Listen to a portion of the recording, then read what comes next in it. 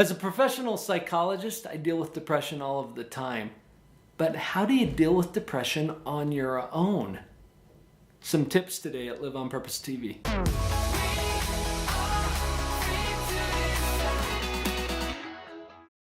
Several years ago, Jim came to see me.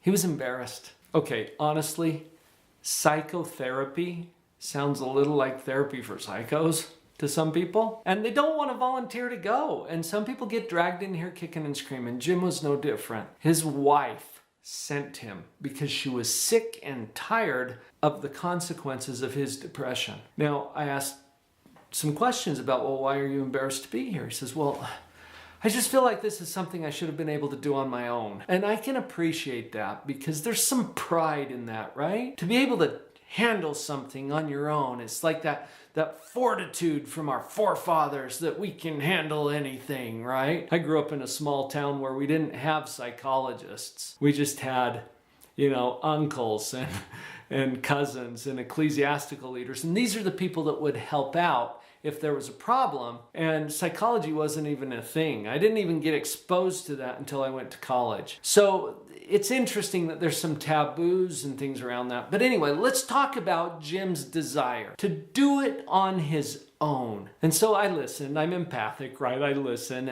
And as I'm listening to Jim talk about this, I said, so do it on your own, huh? Like what? Is there anything else you do on your own? Well, he was a little puzzled by my question. And then I followed it up, like getting dressed in the morning. Do you do that on your own?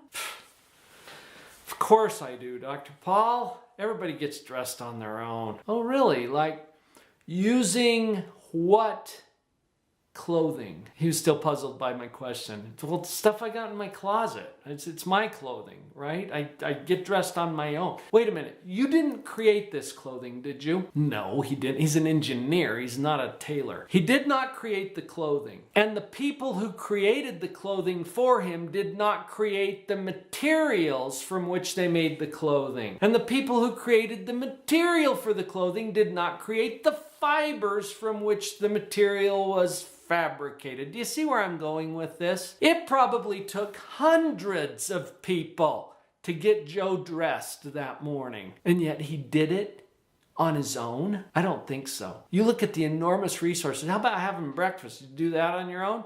Yeah, with eating what? Stuff that you harvested or that you produced by your own hand? No. See, we are, by our definition as mortal human beings, we are codependent or interdependent on each other for all of the resources that we sometimes take for granted and we don't even notice. I wanted to share that story with you right up front because if you want to do something on your own, let's get clear that that is probably not possible. Now, having said that, I know that you are resourceful. I know that you have all kinds of skills and abilities. And you've got a lot of what it takes to deal with depression already built into you. So we'll tap into that, and I'm going to give you a few steps. But here's the paradox. To do this on your own, you first need to realize that you can't. And then you're in a better position to do it. You hear what I'm saying? So it's giving up some of that self-righteous pride that has you thinking you have to do it on your own. You don't. And any resource you find is going to be supported and provided by other people out there in the world that aren't you. And that's actually good news because that's what gives us an opportunity to have an economy, okay? Even watching this video is only happening because I created this video for you, okay? And I'm not claiming any kind of responsibility for your healing and improvement in life. I'm just saying, look, I gave you a resource and you were bright enough to access it and to put it to use. So who do you think's gonna do this? What if you hired a doctor? What if you hired a doctor? That sounds weird to some people because they're like, oh, my doctor said I had to do this, as if they're working for the doc. No, it's the other way around. That doc is working for you. And you might handle your depression on your own by using your brilliant mind to go out there and hire the doctor. You did it. What if the doctor gives you medication? Oh, but I wanted to do it on my own. Well, you were brilliant enough to hire someone to put you in contact with that resource so that you could choose to take it and thereby improve your own functioning. See, I'm almost talking out both sides of my mouth here. I just realized that because I'm saying you can't do it on your own and you can only do it on your own. That's the weird paradox we're talking about here, because every intervention you choose is by your choice. You're driving this thing,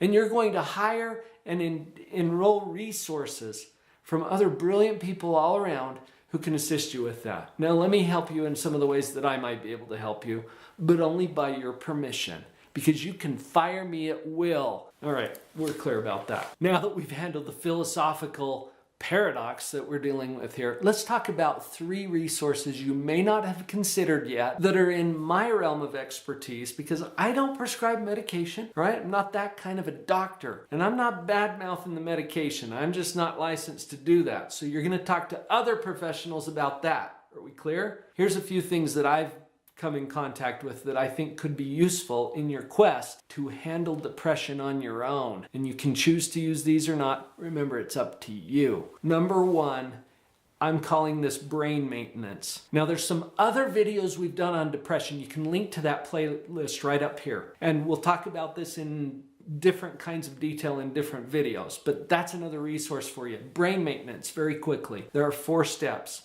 Think of this as taking care of the equipment. It's just like your car. When you maintain your car, you're going to avoid the costly repairs. And this allows the mechanism to function at the highest level of efficiency. So that's what we're talking about. Brain maintenance includes 4 parts. The first part is sleep. Get enough sleep.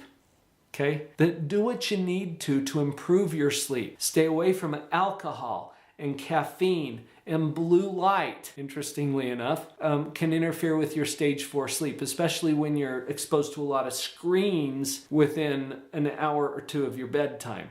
Caffeine has been shown to interfere with stage 4 sleep.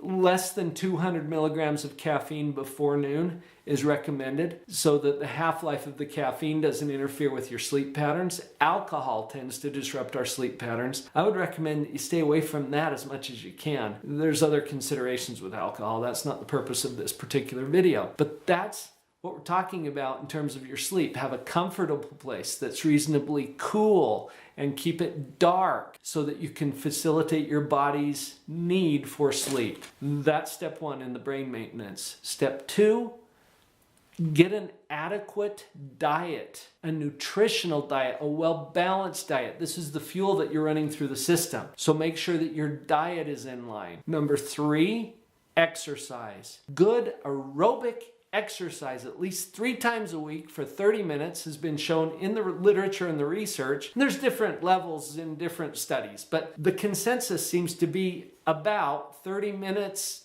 3 times a week of good aerobic exercise to take care of your brain. Now that's going to have other good effects on your body, but we're talking brain maintenance here. And number 4 has to do with solitude and quieting and mindfulness. So practicing something like meditation or prayer or martial arts that help you to center and focus. These are the things that are shown to maintain the brain. So brain maintenance, including those 4 parts. Now let's move to the next thing. Practice positivity. The very first video that I launched when I went to daily YouTube is about how to stay positive no matter what. That's a really good reference for you to get back to how that's done. I am so pleased that the research now, the brain research and the psychology research, is enormously supportive of the positive attitude that gives us an advantage in every aspect of our life. It helps your mood, if nothing else, but it also puts you in position to do some of the other fun things like creation and bringing an upgrade to your life. Practicing positivity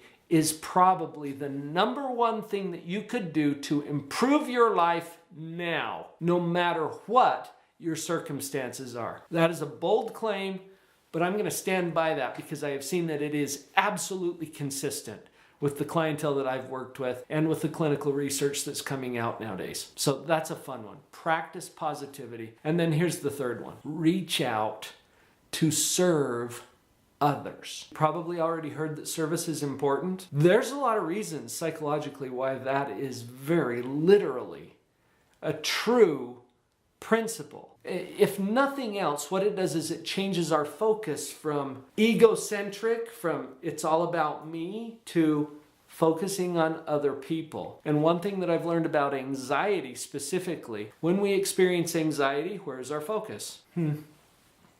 It's about me. Yeah, we're going to let go of that focus, shift it to other people. The other thing that this does, just as a quick overview of the psychology behind it, it causes us to focus on what we can do rather than what we can't do. Because which pool are you going to draw from in order to serve people? The stuff you can't do or the stuff you can do? Pick one of those pools. When you're serving, you have to draw from the things that you can do. And again, it's like hocus pocus. Hocus pocus. Do you like those terms? It's a magical way to change how you feel by changing what you focus on. I have a friend who puts it this way: what you focus on, you feel. What you think about comes about. What you focus on, you feel. So keeping that in mind as we turn our focus to other people and we turn our focus to what we can do versus what we can't do, it changes our mood. And depression is a mood disorder, okay? Or a mood problem, if not a disorder. But it can elevate to the status of disorder if we don't handle it in these appropriate ways. Who's going to do this? It's you. See, any of these resources are available to you, including the traditional medication and therapy, which are absolutely valid and helpful resources. And there's a whole plethora of other resources available to you that you get to choose on purpose, intentionally. Who do you think is doing this? Of course you're going to do it on your own. And of course you can't. Don't you love it? There's so many paradoxes in psychology. You can deal with depression on your own when you realize you don't have to.